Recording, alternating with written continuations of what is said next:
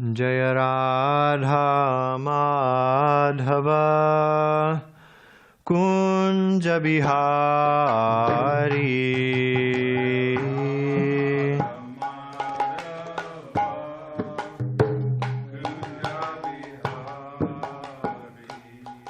Jaya Radha Madhava Kunja Bihari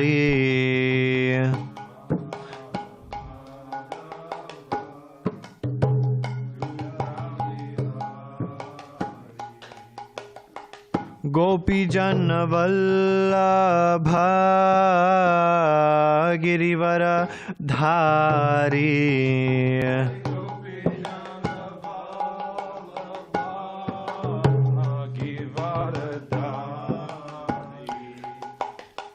Gopi Jana Vallabha Girivara Dhari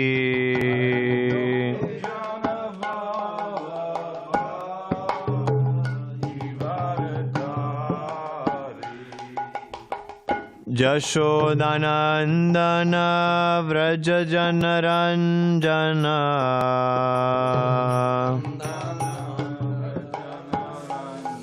Yashodanandana Vraja Janaranjana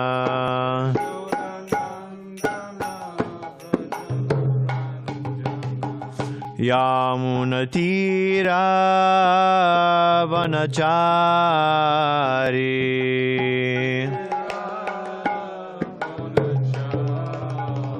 Yamunatira Vanachari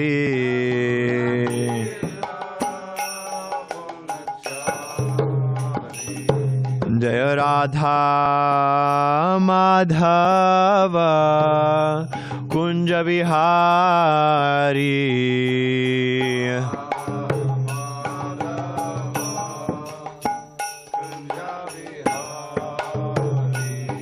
Jaya Radha Madhava Kunja Bihari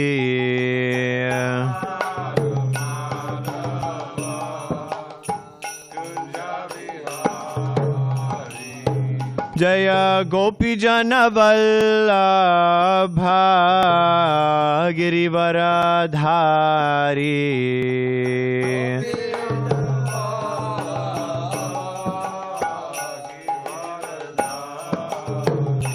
Gopi Jana Vallabha Girivara Dhari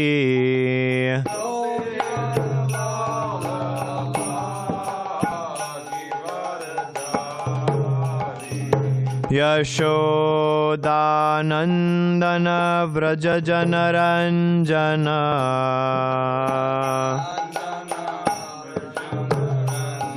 Yashodanandana Vraja Janaranjana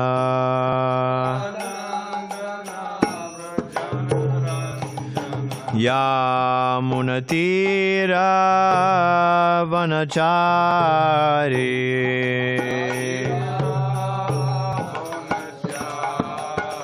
Yamunatira Vanachari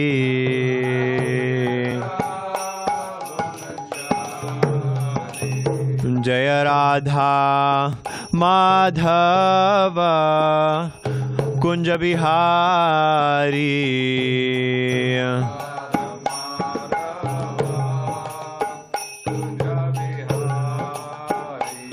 Jaya Radha Madhava Kunja Bihari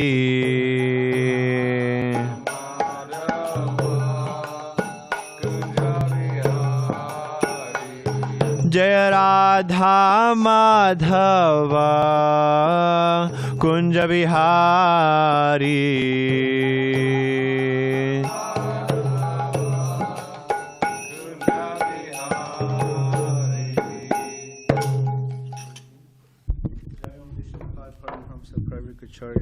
Astrata Shri Srimad A.C. Bhaktivedanta Swami Srila Prabhupada Ki Jai. ISKCON founder Acharya Srila Prabhupada Ki Jai. Jayam Vishnu Pad Paramhamsa Pravikacharya Astrata Shri Srimad Bhakti Siddhanta Saraswati Goswami Srila Prabhupada Ki Jai. Namacharya Srila Haridas Thakur Ki Jai. Prem Se Kaho Shri Krishna Chaitanya Prabhu Nityananda Shri Advaita Gadadhara Srivasari Gaura Bhakta Vrinda Ki Jai. Shri Shri Radha Krishna Gopa Gopinath Shamakun Radhakun Giri Govardhan Ki Jai. Shri Mayapur Dham Ki Jai. Shri Vrindavan Dham Ki Jai. Shri Jagannath Puri Dham Ki Jai. Ganga Mai Ki Jai. Yamuna Mai Ki Jai. Bhakti Devi Ki Jai. Tulsi Devi Ki Jai. Anantakoti Vaishnava Vrinda Ki Jai.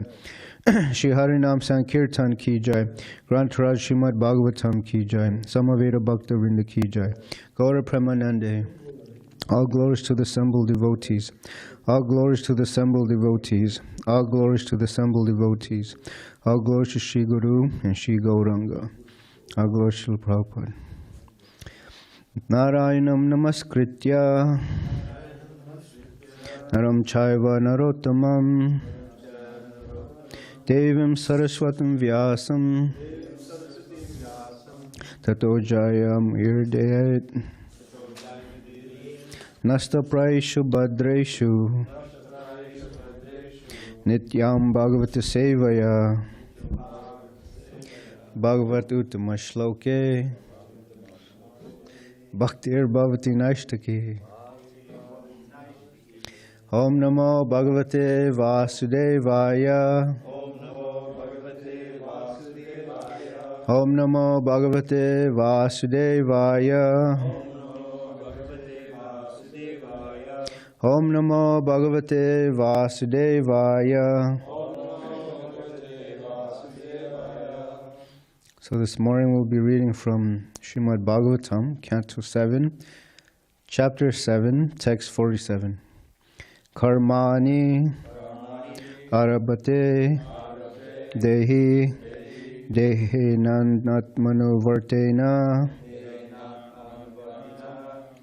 Karmabhis Tanute Deham Abhayam Tu Avivikataha Karmanya Rabiti Dehi Dehinatmanu Vartina Karma Bhistanute Deham Ubhayam Tu Avikvikata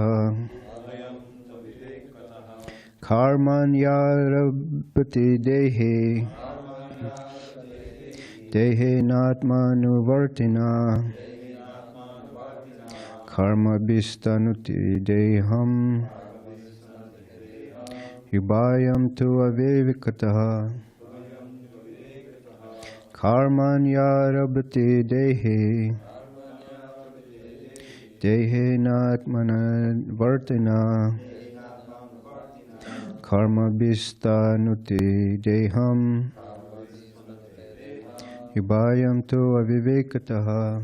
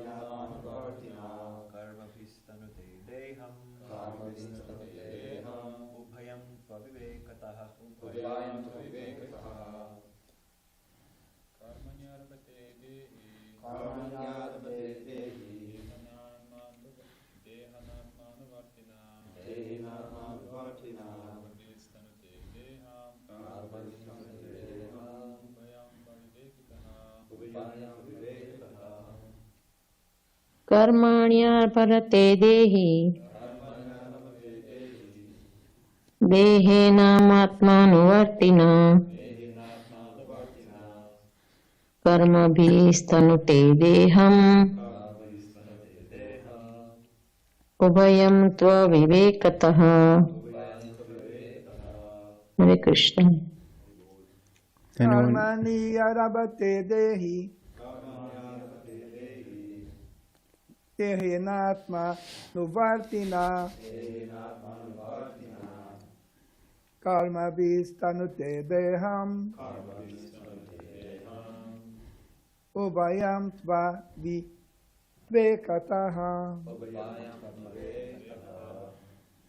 Anyone else? कर्मण्य अर्पते देहि देहेनात्मानुवर्तिना कर्मभिस्तनुते देहम् उभयं त्वविवेकतः।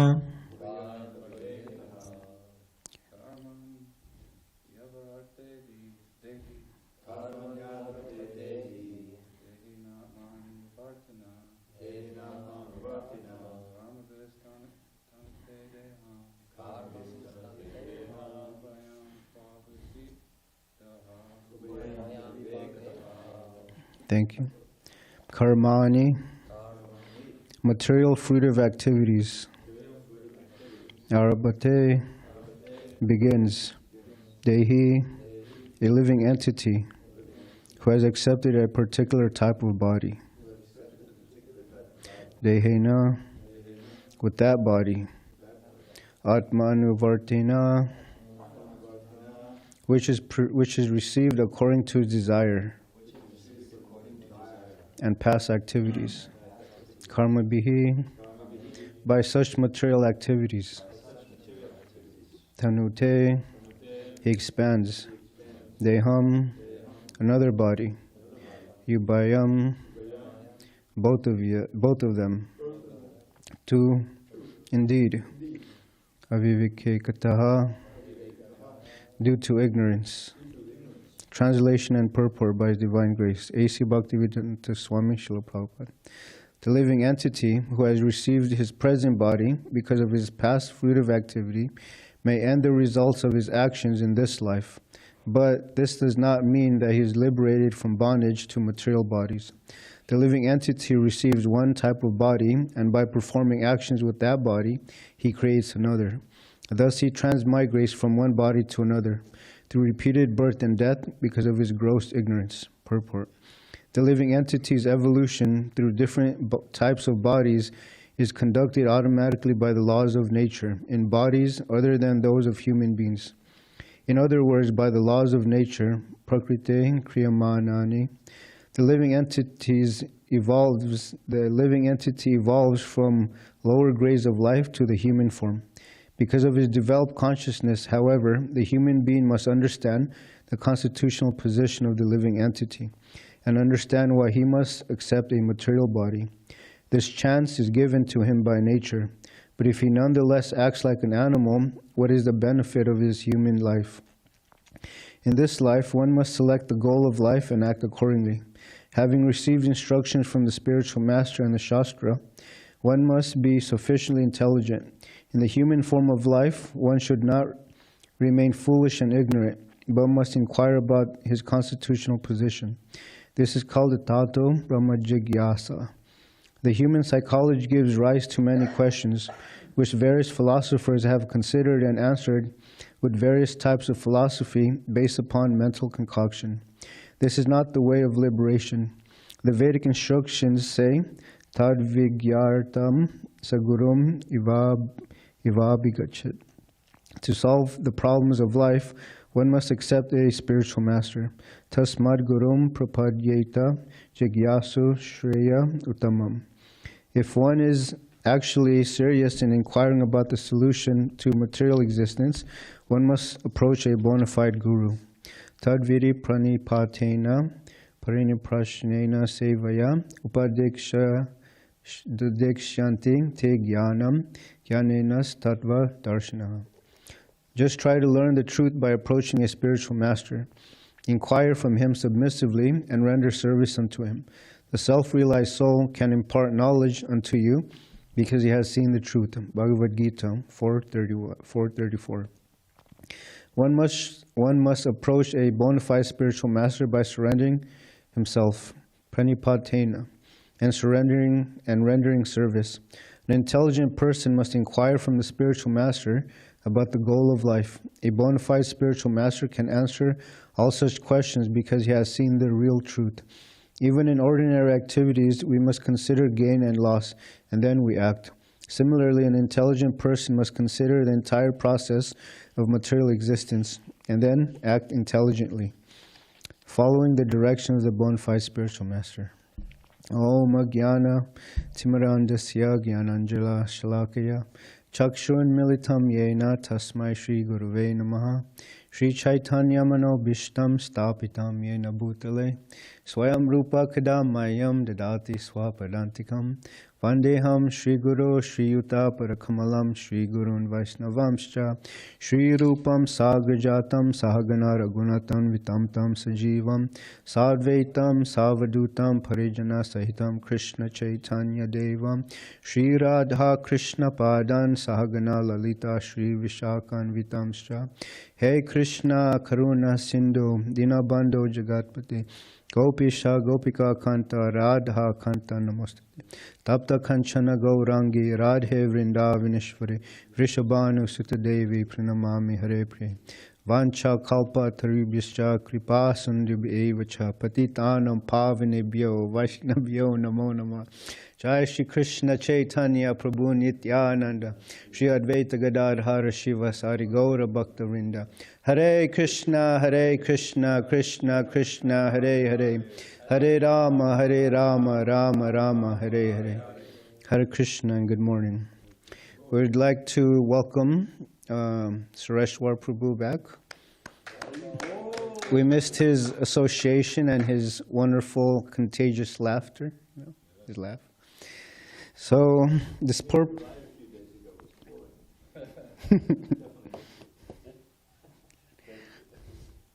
So on a pretext of a dream, I would like to share something. Srila Prabhupada says when we see gold and a mountain, when we go to sleep at night, we say golden mountain. So a few days ago, I was taking rest. And then I heard the Govinda Mari Purusham song. And then in my dream, I opened the door, and then it turned into a garage. It was a garage. And my spiritual master, His Holiness Bhadrinarayan Swami Maharaj, he says that when he moved into the Laguna Beach temple, the temple was a garage. And we actually went there. We saw the building. It was just a small room. And in my dream, I saw devotees, their dhotis were not tied properly. They had a small picture of Srila Prabhupada. They were performing arti. And then there were guests in the back. There were 3 guests. And they all had their arms crossed. What is this? And then so it reminded me of the early days, how, what it could have been or what it might have been. And then I was so ecstatic to see this, a blast from the past. I jumped on the devotee's back, and then we started dancing. And so, yeah, it got me fired up. I came downstairs and I was thinking, wow, there's a big difference now between when Srila Prabhupada first started this movement. So this verse and these instructions from Prahlad Maharaj, they're very sobering. They're meant to wake us up from what? Reality, which is death. When I speak to a lot of people, this word, it seems very taboo to them.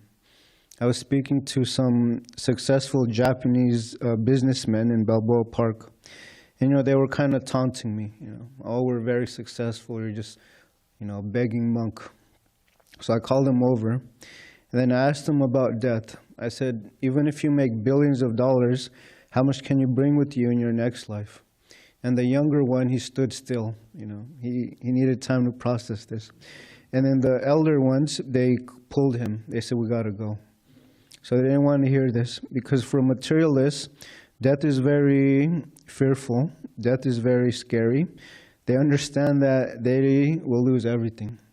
Mrityu sarva haraschaham. Krishna says that I'm death. I'm all devouring death. I take everything away.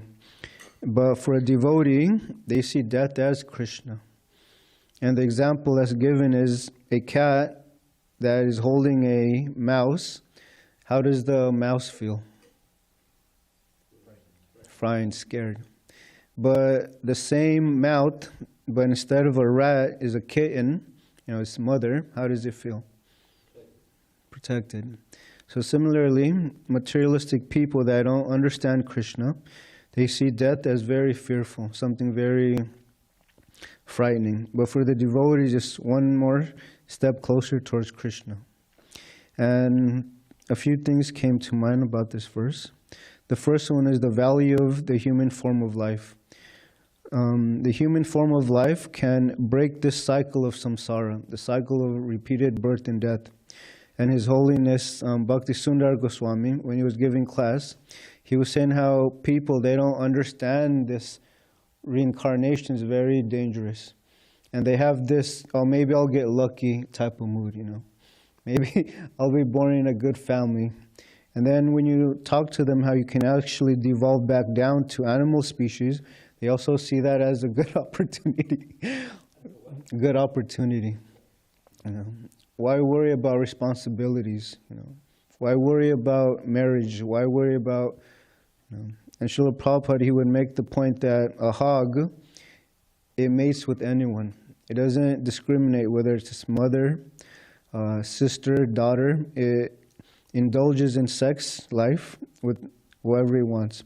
And also they eat whatever they want. Abominable food stuff, Here in America, you don't see a lot of hogs running around. When we were in Rajasthan, I actually saw this. It was a big hog, and they were rolling in dirt, in the filth, in the trash, and then it had its little piglets following the mother. So Srila Prabhupada, he tells it as it is. He doesn't sugarcoat this. Another thing too is we always hear that the human form of life is temporary, but it can render the most valuable service, which is devotional service to Krishna. I was distributing books the other day, and I asked this one young man, I said, what is the goal of life? And he said, procreation. And I said, let me get some more answers, I said, what's the difference between animals and human beings? He says, there's no difference. And I said, what about our intelligence, our capacity to think? And then he said, we don't need to think about that. So I was thinking how this verse says, what is the use of a human life if you just behave and act like an animal? And the other thing that I wanted to talk about is death, This was brought up the other day. When Yamaraj, in the form of a Rakshasa, or a demon in the lake, he asked Yudhishthira Maharaj, Dharmaraj, what is the most amazing thing about this material world? And Yudhishthira Maharaj said, countless creatures are going to the abode of death, but those that remain believe themselves to be immortal. And people behave and live their life according to this. They may see their friends die, their family, their grandfather, even their own siblings pass away. But in the back of their mind, they think, I'm not going to die. So this is the greatest illusion, that we will remain in this body forever. But that's not the fact. And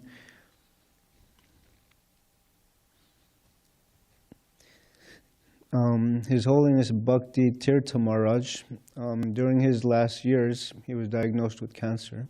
He gave this wonderful lecture called Die Before Dying.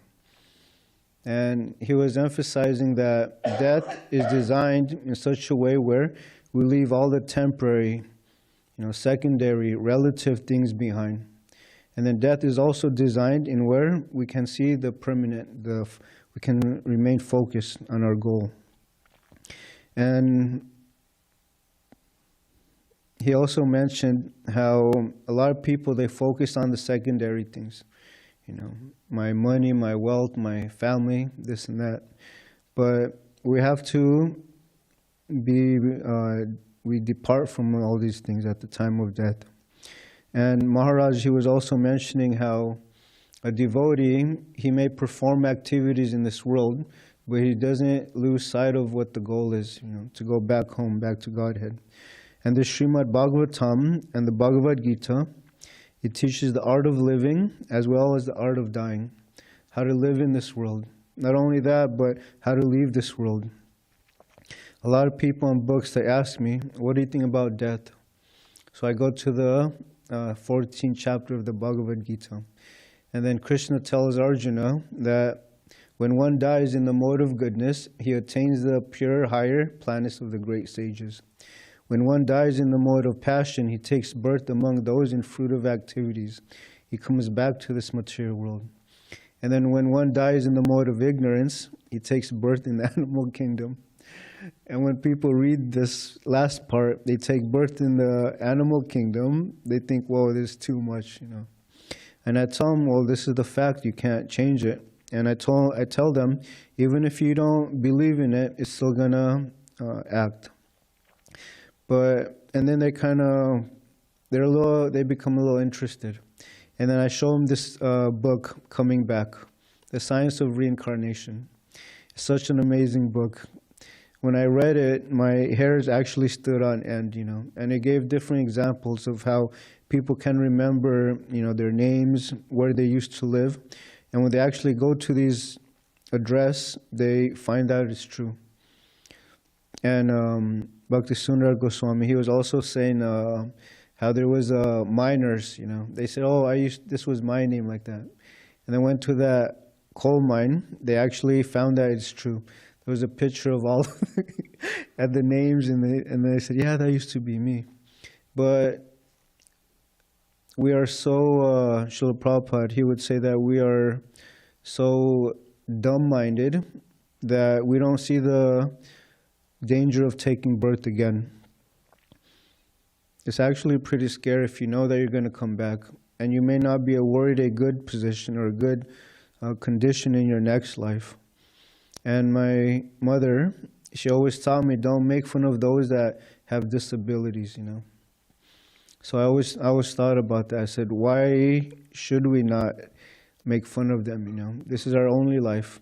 And then my mom told me, in your next life you may have a similar condition like that. So she was preaching, reincarnation to me. But, and also, Tamal Krishna Goswami, he was speaking to a Filipino priest. And the priest was saying that how we naturally pray to God. And then he said that a soul that doesn't pray to God is like a soldier without ammunition, a garden without a rose, or a ghee lamp without oil, like that. So he said that the soul naturally and is eternally in relation to God. And Tamal Krishna Goswami, he appreciated this.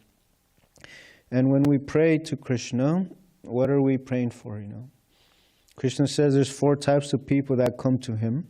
One who's in distress, one who's in need of money, wealth, one who's inquisitive, and the last one who is in search of the absolute truth or knowledge. And out of these 4, the one who's searching for knowledge is considered to be the topmost. And Srila Prabhupada, he used this line. He says that devotees were meant to die glorious deaths, And he used the example of Bhishma Dev. Who is Bhishma Dev? Bhishma Dev is the grandfather of the Pandavas and the Kurus. And so a little backstory about Bhishma Dev. So he was the son of the Ganges, and his father was named Shantanu. And the other backstory of this is that Shantanu, in his previous life, he went to see King Indra in the heavenly planets.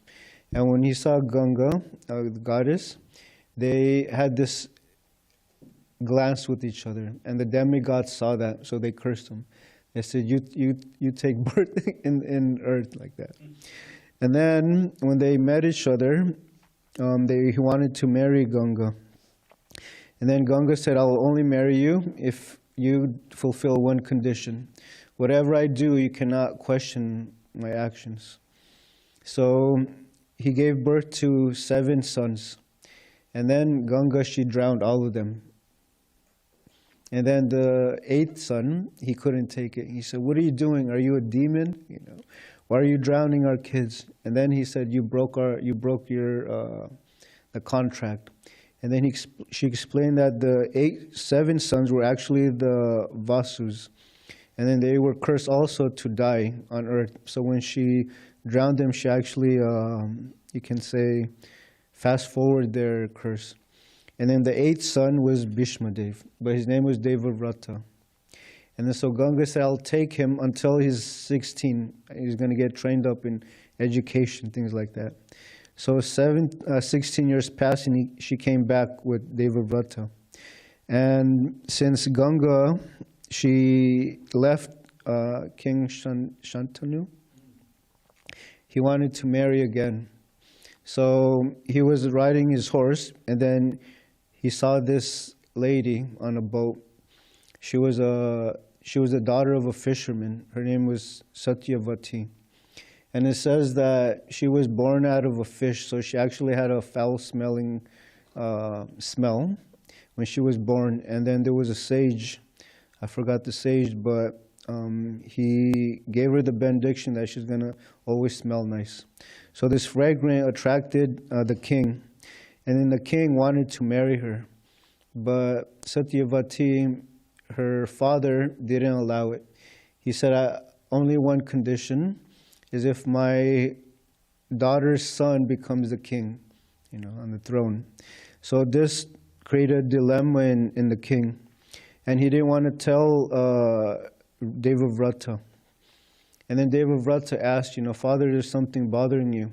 So he went to the sages, and then the sages told him, your father wants to marry for a second time. And then, so anyway, long story short, Bhishmadev's life is characterized by sacrifice. He sacrificed his enjoyment, marriage life. And he told the fisherman, I'll back away from the throne so your grandson can be the king. And then he said, how do I know you're not going to take the throne, He said, I'll make this vow that I'll remain brahmachari. Like that. So then his name is Bhishmadev, and it translates as the terrible vow. Like that. So Bhishmadev, he was a pure devotee of Krishna. He's actually one of the Mahajans.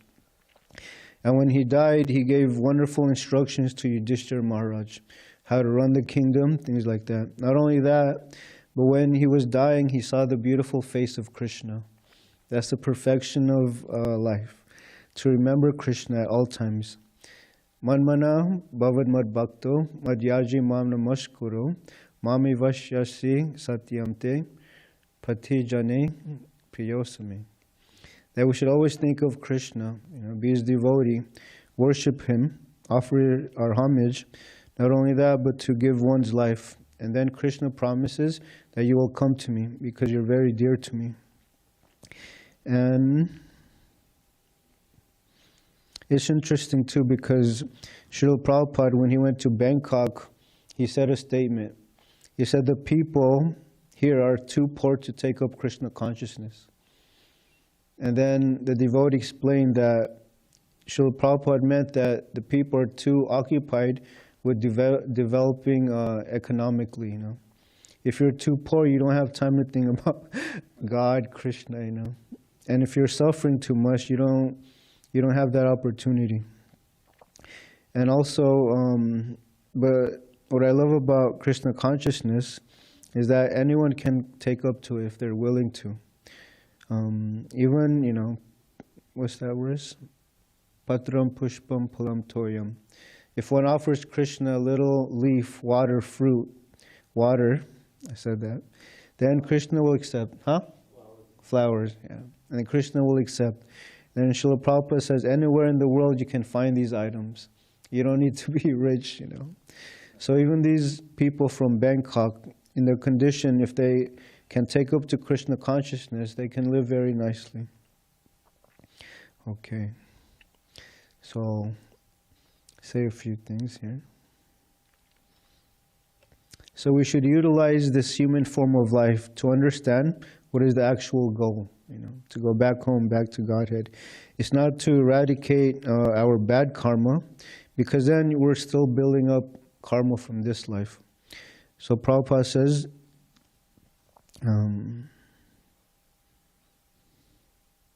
this does not mean that he is liberated from the bondage of material bodies. So we can only be free by getting a spiritual body, thinking of Krishna. Okay, so tell a few Sankirtan stories. I met this elder Mataji. She was a psychologist. Her name was Lauren. And then she was so impressed by the book, she wanted to take a stack. The stack consisted of a hardcover, Journey of Self-Discovery, a hardcover, Science of Self-Realization, Hiding in Unnatural Happiness, and a Bhagavad Gita. And she said, I have a check. Who do I make it out to? And I said, you can make it to ISKCON, International Society for Krishna Consciousness. And she said, I'm going to write international because I like that. And then she said, I'm also going to write Krishna because I love Krishna like that. She knew a little bit of the devotees, and she was very favorable. So on the check, she wrote International Krishna, like that. So when I took it to the bank, it went through. And she was so nice, she came back and she said, keep doing what you're doing. It's not astonishing to hear this when you're out on book distribution, There was another young man, his name was Harshal. He was Indian body, a young man. And he said, I don't want a book, but I would like to give you a donation. But before this, we were discussing Bhagavad Gita, the importance of Bhagavad Gita. And he was really impressed how I dedicated my life tried to dedicate my life to spreading the teachings of Krishna. And then he took the Venmo and he left. A few minutes later, he gave a donation. Do you want to know how much? Yeah. $100. Yeah. And then his friends came back and I called him. I said, hey, let me give you a small book. I gave him an SSR. And then on the comment, it said, thank you for what you're doing. Keep it up. Like that. There was a lady, her shirt said friends. So I said, excuse me, miss, can we be friends like that? And she started smiling. She came to my table. And I said, I would like to share these wonderful books with you. And I told her that these are actually your best friends. And then she couldn't stop smiling. So I asked her if you would like to give a donation, we would appreciate it. And then she gave a wonderful donation. And then as she was walking, she said, maybe we can stay friends, So I gave her a contact card. And I said, if you have any questions, if you need to clarify something, please don't hesitate to ask me. And then she walked away. There was this person that came yesterday at the lounge, and he was Bhakti Nelson's friend. His name was Eric. And it's an interesting story how, and I'll tell it like this.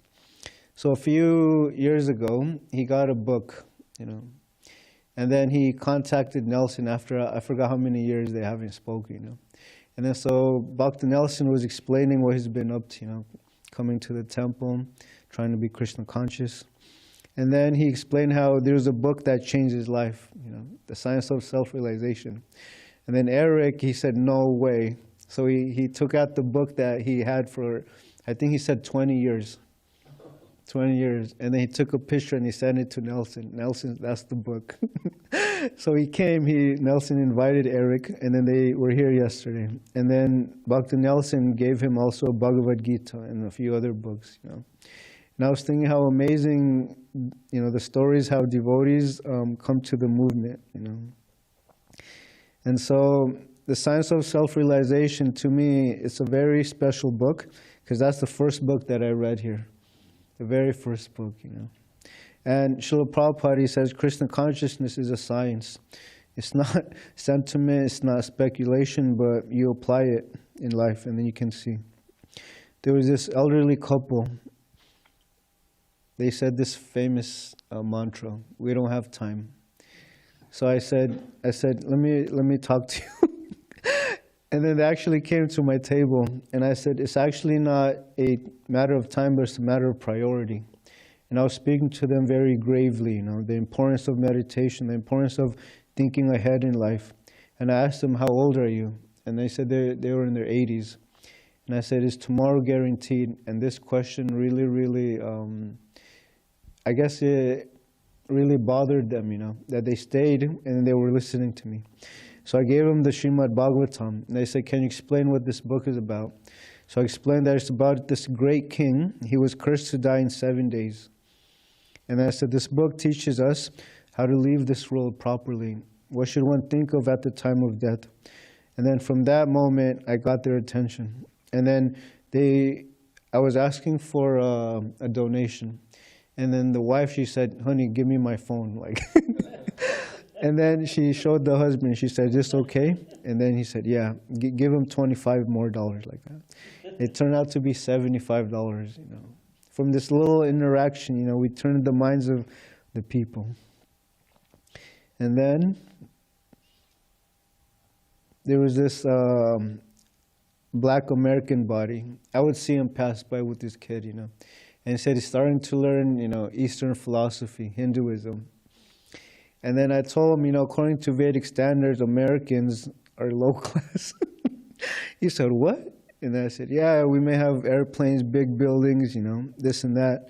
But I told him that according to Vedic standards, anyone who's a meat eater, someone who indulges in intoxication, they're considered to be fifth class. And he said, wow, like that. So I gave him a few books, and then he said, I would love to learn more about this, because he knew about the Varnashram system also. And then so as we were talking, he kept saying, low class.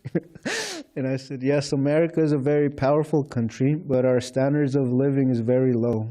And he really took that to heart. So I gave him the stack of books, Easy Journey to Other Planets, Perfection of Yoga, Higher Taste. I told him you can also rise above a Brahmin, and be a Vaishnav, like that. So he smiled, and then he gave a donation, a nice donation, actually. And as he was walking away, he said, I want to be first class. So I smiled, and I said, you can, just read the books. And then so I think the devotees, it's not publicly announced, but we're distributing japa beads also to the park now. And I wrote this in the Sankirtan report that I sent to the board. But we distributed, yesterday, Dvijamani Prabhu, we distributed one set. But a total of 14 sets of japa beads now to people, different people, And they're taking it up very nicely, and I sent some pictures. And if you want, I can send you some pictures. And there was this one man, his name was George. He said, I don't want any of the books, but I always thought about the Hare Krishna. Why are they so happy, And why do they always seem to be very enlivened? So I showed him the beads. He said, oh, what are these? So he said, can I touch them? And I said, yeah. And as he was holding, I was teaching him how to chant the mantra. And then he said, just by my hands and chanting this mantra, I feel so relieved for some reason. And then he asked me how much for the japa beads, the meditation beads. And I said, we usually ask around $10. You get the bead and a bead bag to protect them. And then so he gave $20, and then I gave him a chant and be happy. And then the same person came back a few hours later, and he brought his sister. And the sister wanted japa beads also. But at that time, I only had one. And then she said, are you going to be here tomorrow? And I said, I may or may not. But this was before I knew I had to go to the BBT, So a lot of people, they want to take up chanting. There was this two young people there. One was 17 and one was 16. And then the girl, she said, what are these for? And I said, these are used for meditation. And I noticed she had a rosary. And I asked her, how many beads are on your rosary? She said, there's 54. And I said, we have 108. It's twice the amount. And then she was really interested. And then I said, by chanting this mantra, it cleanses the heart, it cleanses the mind. And I said, this is a very powerful prayer. It's like a child crying to his mother. And then she told me how she lost her mother, like that. It was like the perfect scenario, Krishna. And then so both of them, they took beads. And I said, is it okay if I take pictures, you know?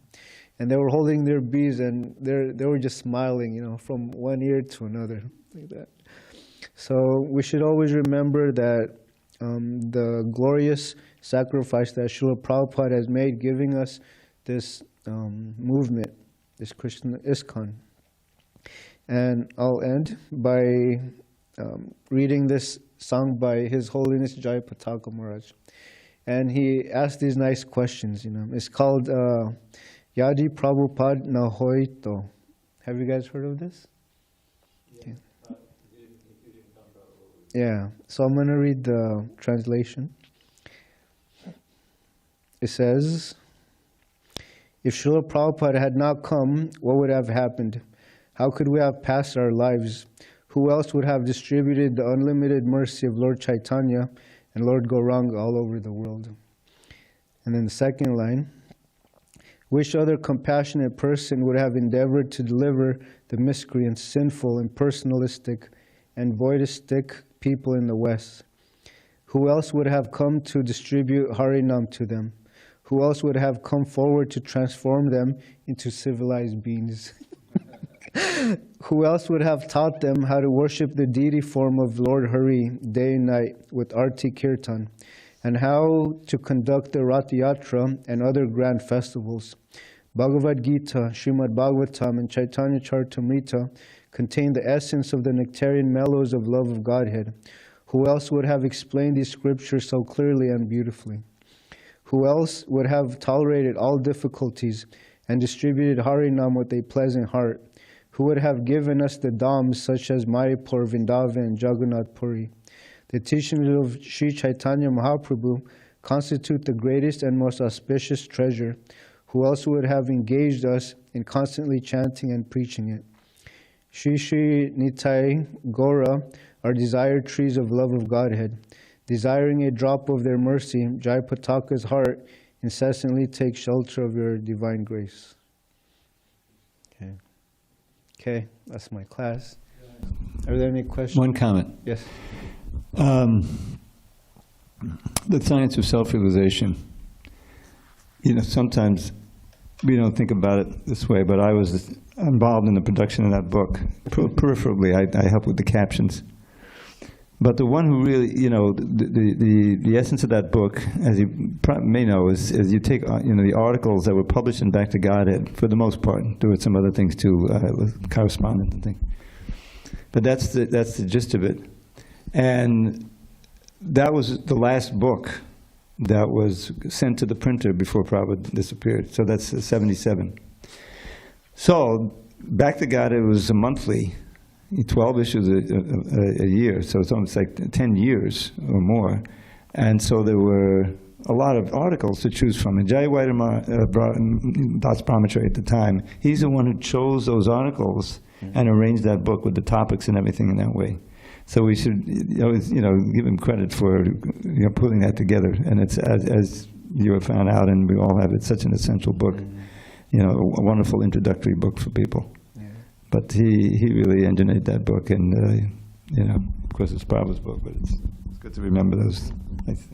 There was this one mother, she passed my table, and then she didn't say anything. And then as they were going back to the parking lot, she said, I want to get this book, and it was The Science of Self-Realization. She said, as I was walking past your book, this image caught my attention like that.